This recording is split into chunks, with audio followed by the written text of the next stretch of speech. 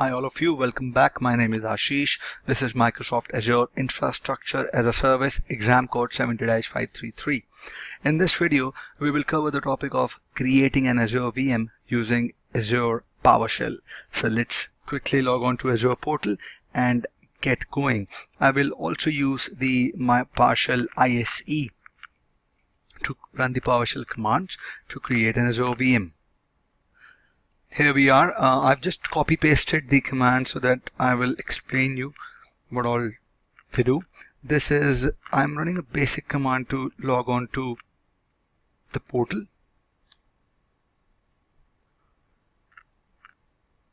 So if you just select it, run it,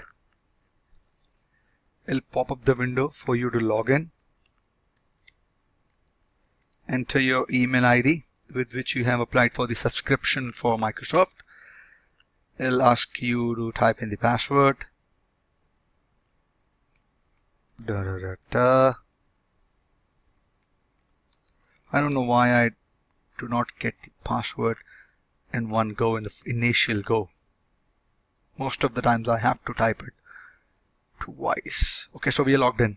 It says environment is Azure Cloud. My account ID is this. This is my tenant ID, this is my subscription name, and I have not created a storage account.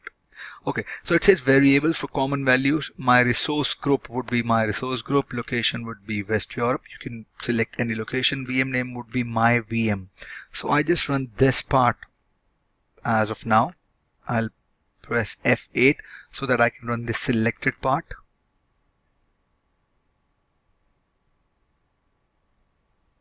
It ran successfully. It says create user object. I am creating a user app object for the administrative login onto this virtual machine. I'll again press F8. It pops up. I mention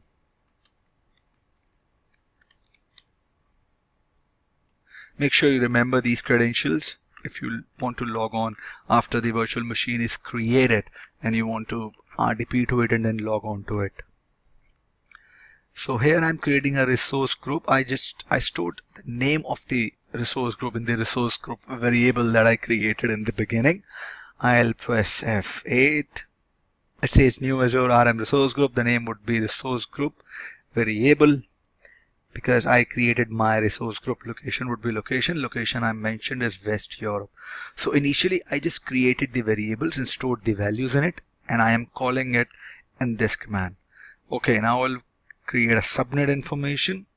I'll select it, press F8. It'll create a subnet for me. Everything that I selected on the portal, name, resource group, location, subnet, the virtual network, I am creating it through the PowerShell command. It says $vnet. I am storing this. When I run this command, I'm storing the value into this variable. Same way I'm storing a value of this variable into $vnet. I'll press F8. It says yes. It says the output object type of this command will be modified in a future release. So they are making changes, and this $vnet would be created afterwards in the, so there would be few commands that would be coupled in a single command in future releases. I don't know when will they do it. But they're showing this message as of now. Let's wait till the time it creates a virtual network, new Azure RM virtual network. So anything that you want to create, you'll say new Azure RM, then the thing that you want to do. If you'll press virtual network and press the tab, it'll autofill the values and it will complete the command by itself. Trying to be a Google for Azure PowerShell, it is a good feature. Is done. Now I'm creating a public IP address through which I'll RDP to this virtual machine. Remember, there is a public IP address that is generated by default when we are creating a virtual machine from the portal, but here we are creating a public IP address. It's in a resource group, it's in a location. So if you'll see, I am using the same resource group and location in every command because I want to place all the things in one location. I'm making sure that the allocation method is static. You can mention dynamic as well, but you'll shut down, reboot, IP address can change. So I'm just for the sake of running this command, I'm using the static thing.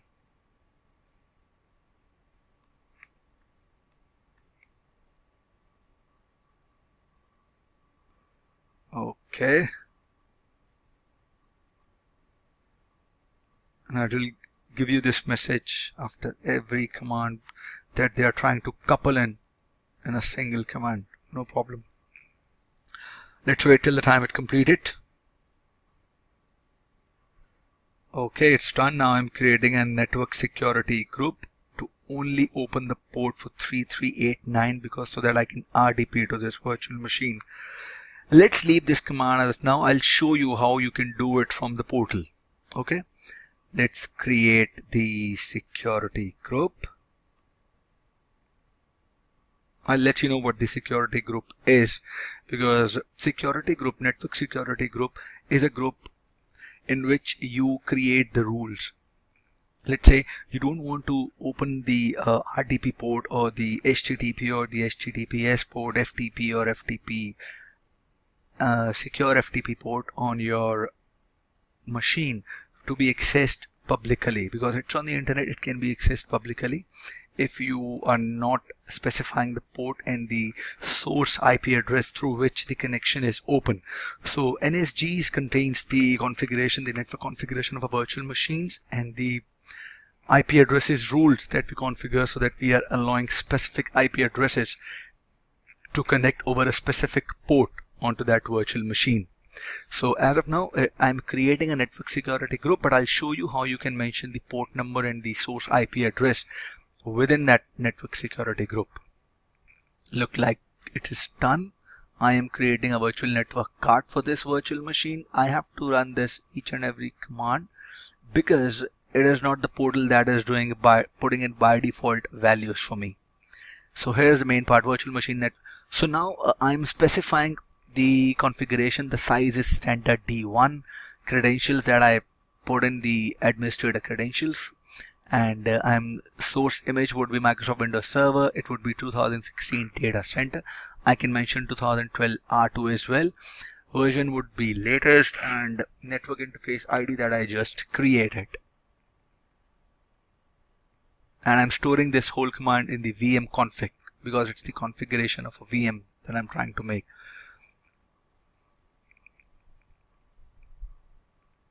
It was the configuration. Now let us quickly create the virtual machine. So now it will pick all the values, the resource group, the location, and the VM config. In VM config, I have mentioned the public IP address, the operating system, pick up the latest version. It would be Windows Server. I would have mentioned the Linux, CentOS, Ubuntu, or any SQL server with the inbuilt images. I can mention anything. So I press F8. It is running. Let's pause till the time it gets completed. I'll be back. So here this command is still running. If you will just have a look at the portal now, and if you will just click on virtual machines, you'll see that this VM is getting created. So this is the simple PowerShell script that you can use to create the virtual machine, to create the public IP addresses, resource groups, and you can connect it using the public IP address that VM gives you.